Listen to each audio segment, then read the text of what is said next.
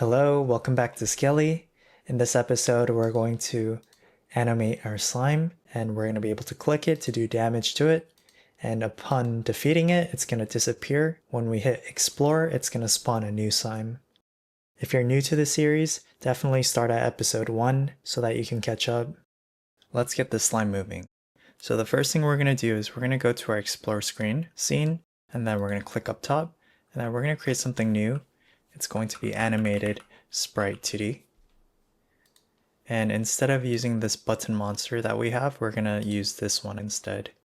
So let's go right here and let's click right here for sprite frames. That's what this warning is giving us an error about. We need to create sprite frames. So let's click this and create a new one. And once we do that, you can click this and this tab will open up. And so from here you can see all the animations that you have for this animated sprite 2D. But first let's rename this and give this slime. Let's do monster slime. Let's create a new folder right here. Create new folder. We'll do monsters. Okay. And then inside here we're going to bring in the sprites. But we're also going to throw in the new slime animation sheet. Okay, and so from here we're gonna go back to the monster slime, and then we're gonna hit this button, add frames from sprite sheet. And then we're gonna go to assets, monsters, and select the slime animation sheet. Okay, so from here you're gonna notice that we have a bunch of squares or rectangles showing us what the animation chunks look like right now. So vertical slices, we don't want to have 4 of them, we just want one. Like this, and the horizontal, it's going to be, is it 12 or so? Yeah. Okay, and then we're gonna have to hit select all so that we can select these. And we're gonna add 12 frames right here. So it's gonna come in like this, and we're gonna rename our animation. Let's see, we'll call this jump, and let's also duplicate by clicking this button right here. And we'll call this idle. For the jumping animation, it's going to be the first 7 frames.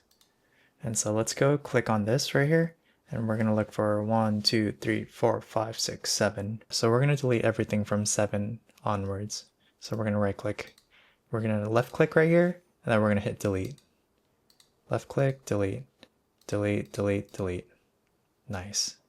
And then we're going to do the same for the idle, except this time we're going to maybe select from 6 all the way to 0, and I did this by using shift and left clicking, and then we're going to delete these ones. So now we can kind of see what it looks like right here, and if we hit play, it's going to show you what that animation looks like. And then we can also check for the jump as well. Nice. And one thing we can do is we can also increase the FPS to make it animate a little bit faster.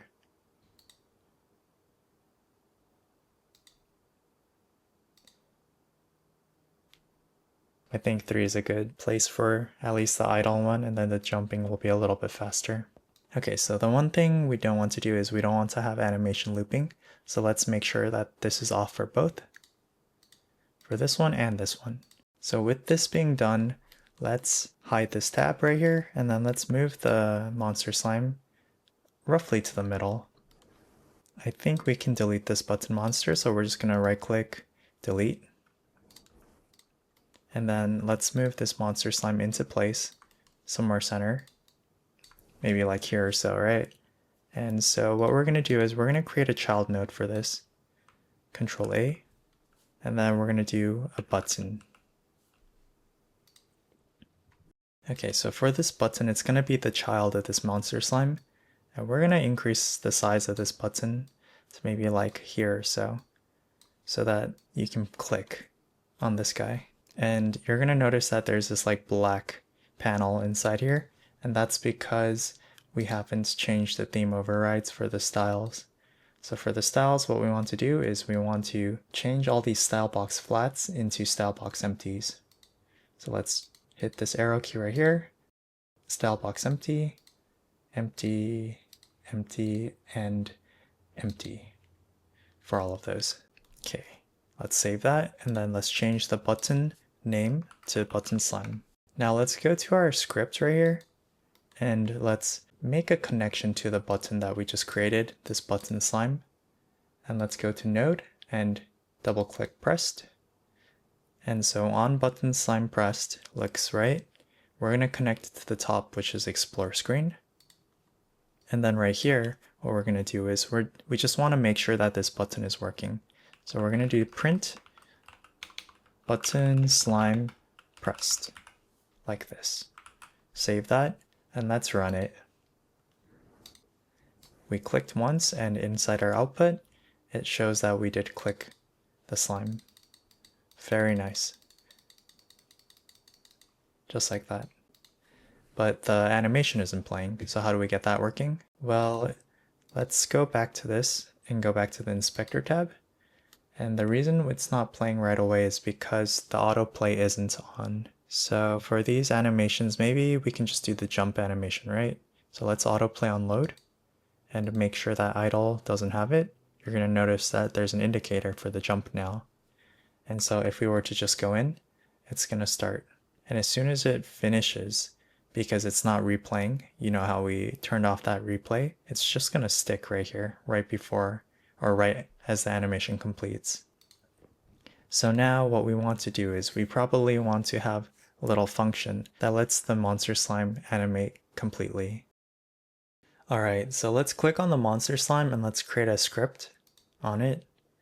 We're going to hit this, and then we're going to go to scripts folder, and then the name we can keep as is. Hit open, hit create, and now we're going to see that it extends animated sprite 2D, which is good. I'm going to do node reference right here, and then how about variables, and then finally initialization. And then for right here, we're going to do function ready, autocomplete it with tab, and then pass it. We're going to create a new function called animation play. And we have to return void, pass this one as well.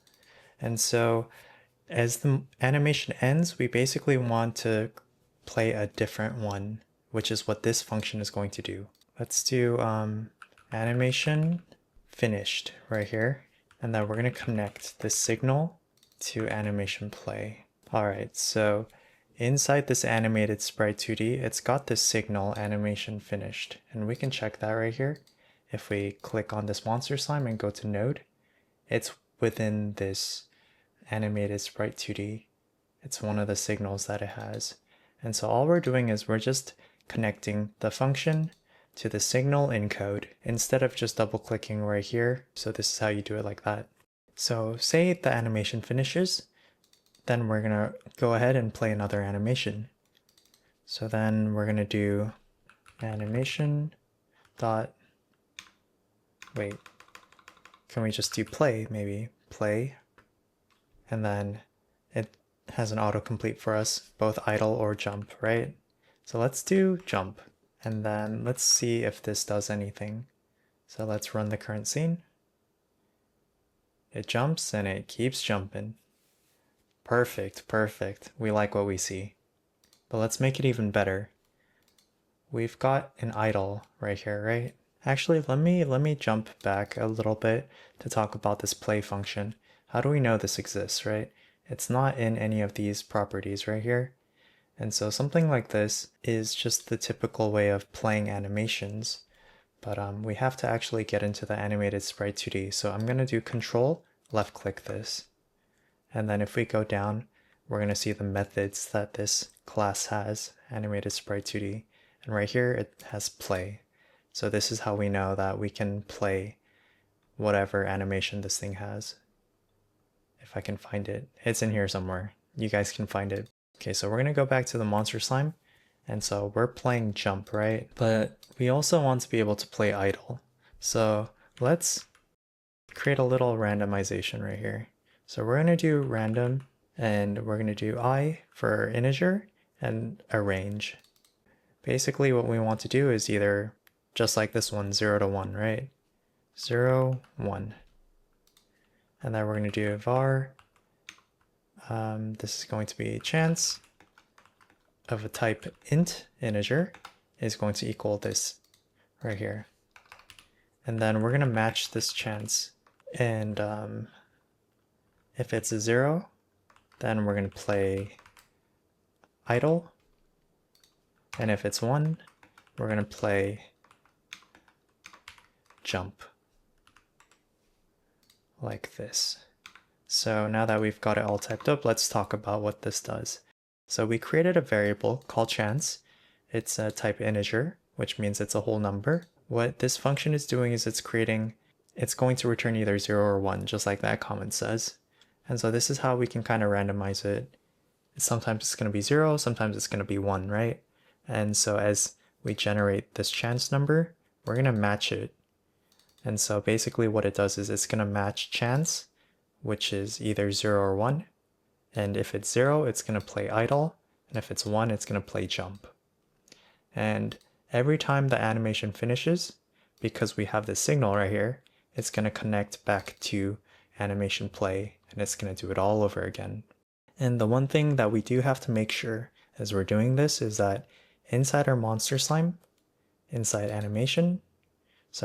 sprite frames, we want to make sure that the autoplay, that the animation looping is off so that this works properly. Okay, so we're going to save that and then we're going to play just to see what it does. So it jumps, it idles for a bit, idles twice, idles, then jumps, idles, and it looks pretty freaking cool to me, so nice. Now we're going to start working on the combat system. Let's go back to our singleton. Right here, data. And we're going to give it a max HP value.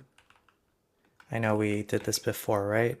It's going to be type integer, and we're going to say it's going to be 5. And we want to have a lot of our variables inside the data singleton, just so that it makes it easier for us to reference it no matter where we are.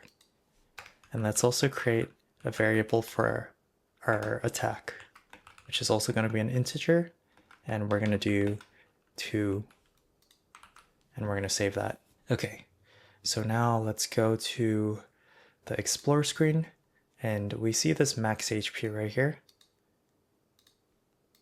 and let's delete it. Okay, so as soon as we delete it, we're going to get this error, right? Which makes a lot of sense, and that's because the script can no longer find this max HP variable. So what do? We have to reference our singleton, which is data, and that's all we have to do to make sure that the max HP gets updated, gets used to update the current HP. Okay, so now with the variables working, we're going to make it so that we click on the slime.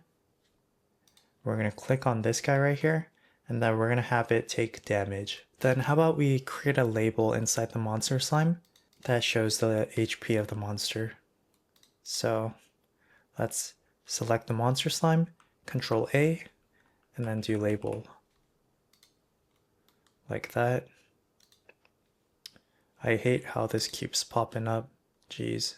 Okay, so then for this label, we're gonna do something like, see what happens right here. I'm gonna use the anchor preset. I'm gonna do the center bottom one, and we're gonna call this label monster HP. And then I'll just do something like HP colon 5 colon 2 3. Save that. I'm going to select the label. I'm going to use my arrow keys to move it up like this. And I'm just looking at here to make sure I know where the bounds of everything is. So the bound of this animated sprite, the bound of this button isn't overlapping with the, it slightly is overlapping with the label.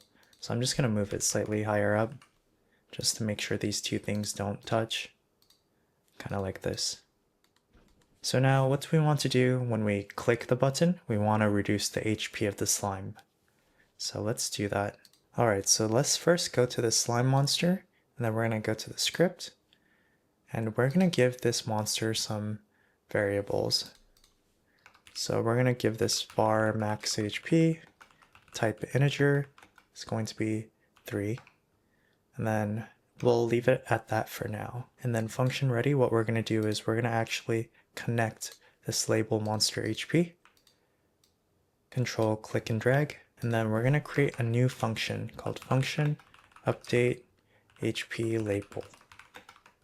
It's going to return void, and we're going to pass it for now. Comment this, comment this.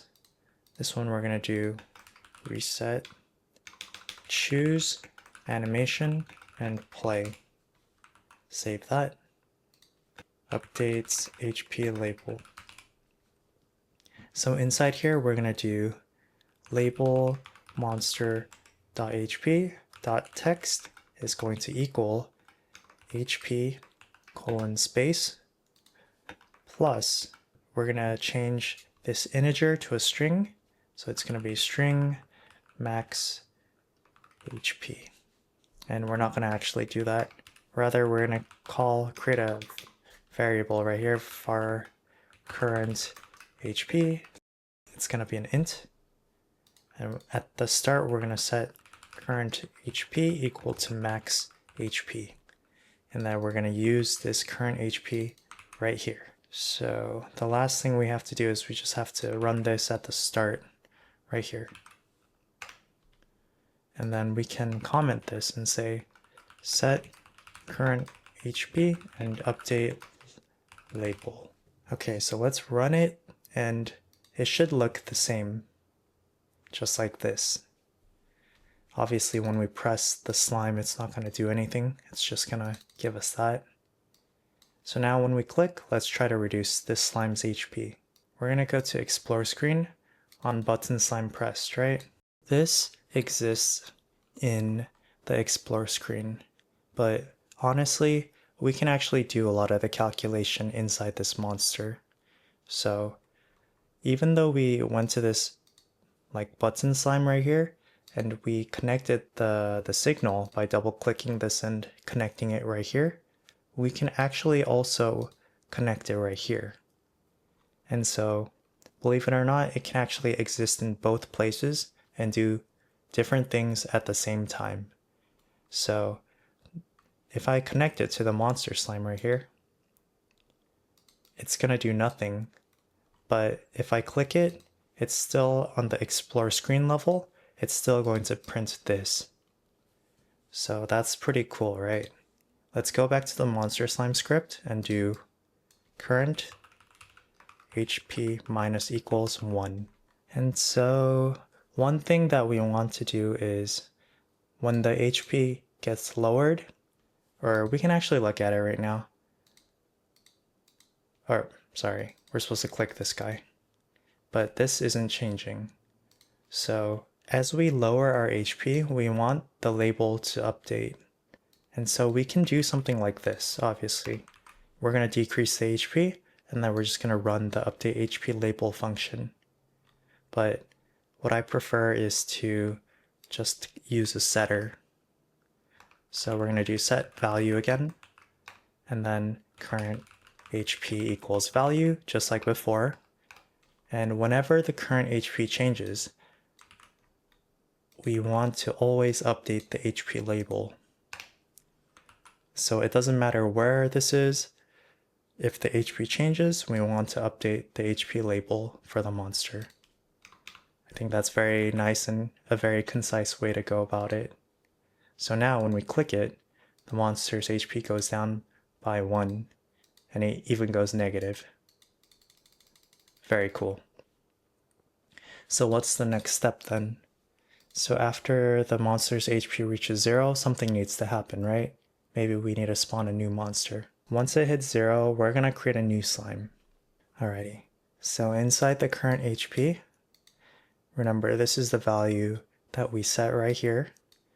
When we initialize, it's going to be set to the max HP that we set right here. And then whenever we click on the slime, it's going to go down by 1. 3, 2, 1, and this constantly updates. So if it goes to 2, then the current HP gets set to 2, and then we update the label, right? So now what we're looking for is current HP. If current HP equals is less than or equal to 0, then we want to do something. And what we want to do is we probably want to just clear out the slime, unfortunately, our cute little monster slime. So we're going to do Q free. And what this does is it's going to delete this node from the scene tree. So we can test it out. Remember, if we run the game, we can go to the remote tab and it'll show you what the node structure looks like. And we got our monster slime right here. Going back to this, we're going to click this, 2, 1, and 0. This disappears and it also disappears right here. This is how you kind of work with Godot's node structure. So if we delete the node, we probably have to re-add the node to spawn the monster.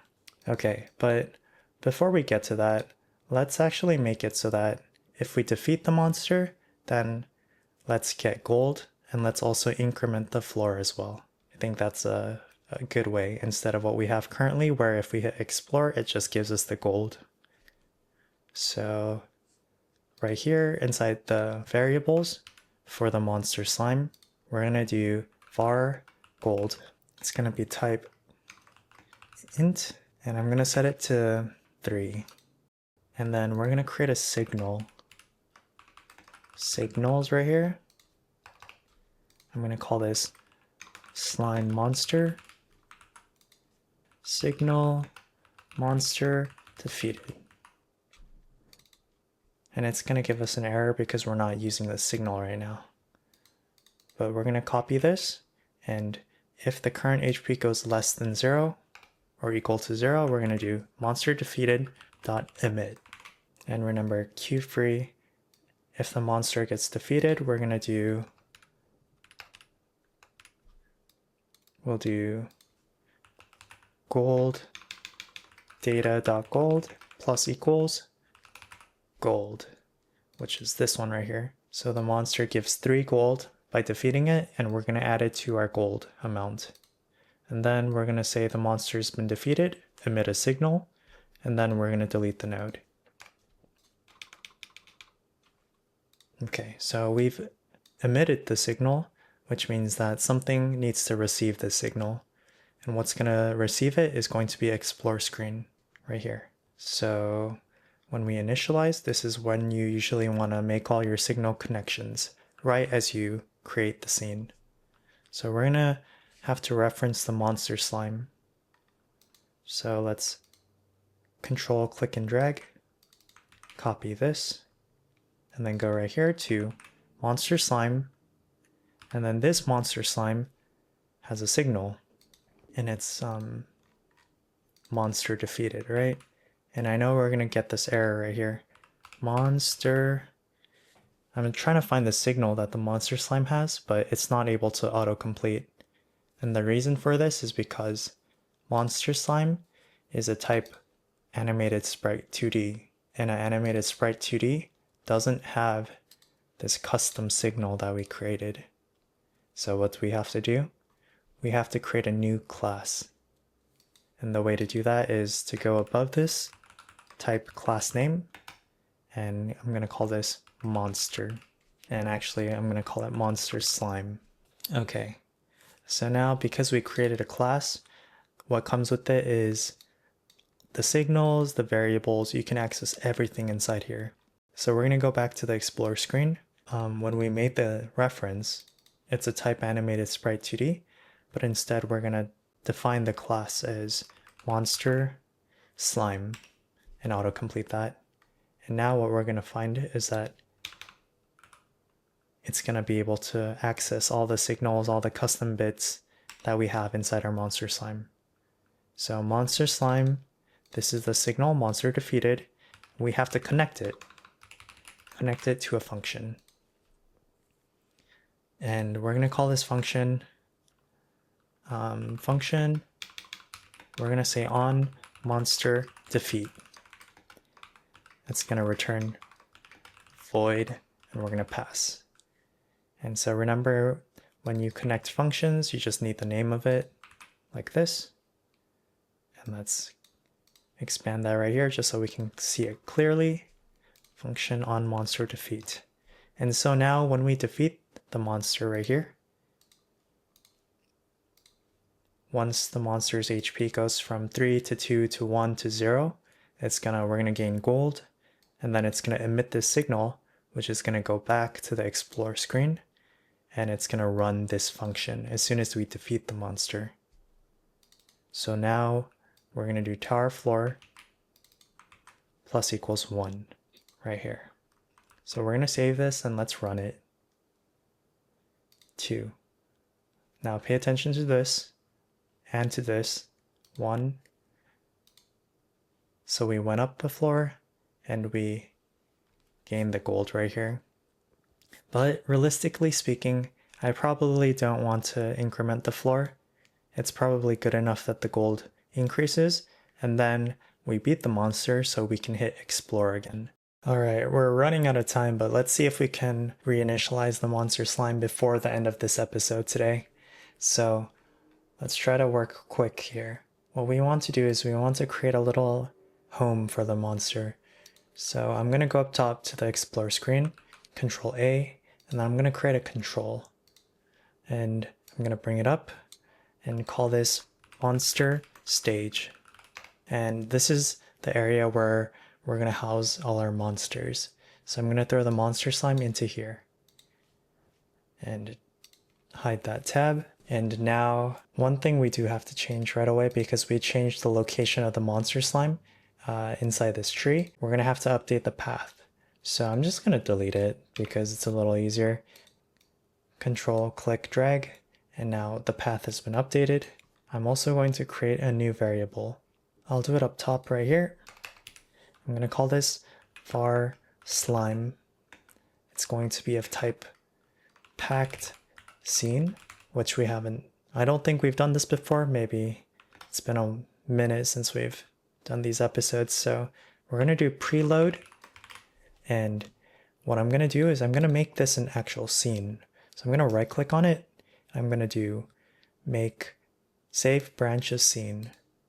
And that's going to bring up this. We're going to want to save it into our scenes folder, monster slime, .scene, save it. Okay. And then basically this preload function lets you load scenes up. So I'm going to go into my scenes folder, find the monster slime. I'm going to click and drag this into here. And it had it highlighted, but we don't want to replace preload. So try it one more time. We get the node path into the preload function. So what's going to happen when we load up our scene is, when we load up our explore screen, is this is basically going to load this slime scene for us to use later. First of all, let's see. When we enter this, we're going to disable the explore button. Button explore. Button explore. We don't even have it referenced. So we're going to go up. We're going to reference this right here. Use this. Button explore dot disabled equals true. And why do we need to do this? Disable explore button. Because we don't want to be able to go to the next floor when this monster is still alive. We need to defeat the monster, and then we can go explore. Right, so when the monster has been defeated, we're going to do button explore.disabled equals false, which basically re-enables the button for us to press now. So now we can press it. But like I said, we don't want to increment the floor once the monster is defeated. We just want to be able to press the button. Now, when we press the button, so we gain floor progress, we lose HP, we also gain a random amount of gold, and now we want to spawn another monster. So what we're going to do is we're going to first make a connection to the monster stage. So we're going to do that, control, click and drag. And then I'm going to take this monster stage and we're going to do if monster stage dot is empty dot get children is empty. We want to print something hi. And so let's see what this does. We're going to run it. Okay, so it does print hi, which means that our logic is working. So let me show you what this is actually doing. You know how monster stage is where we have our monsters, right?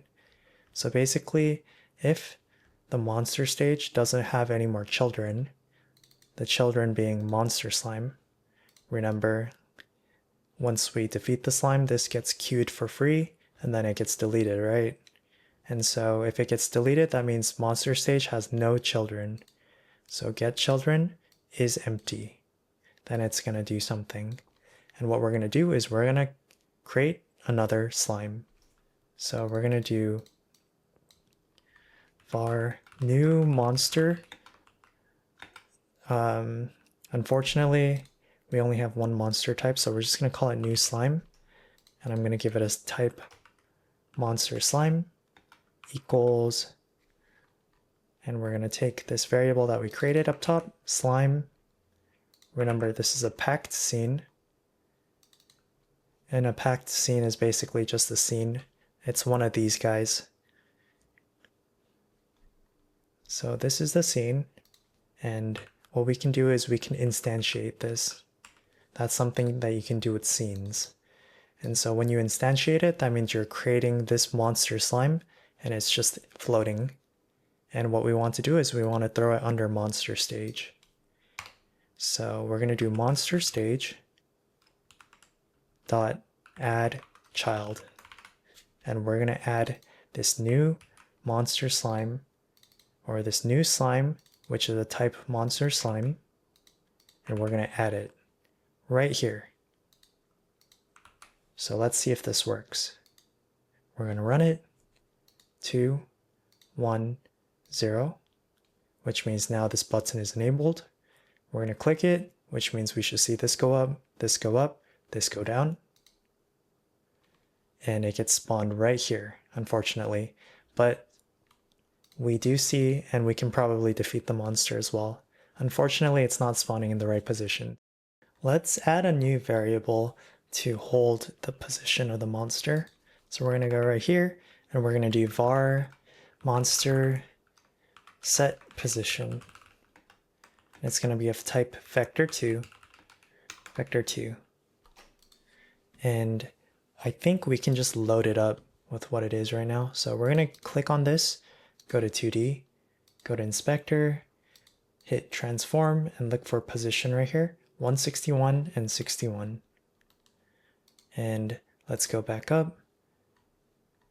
Let's see, monster set position, 161, and 61, and 61 was it? It's gotta be vector2 like this.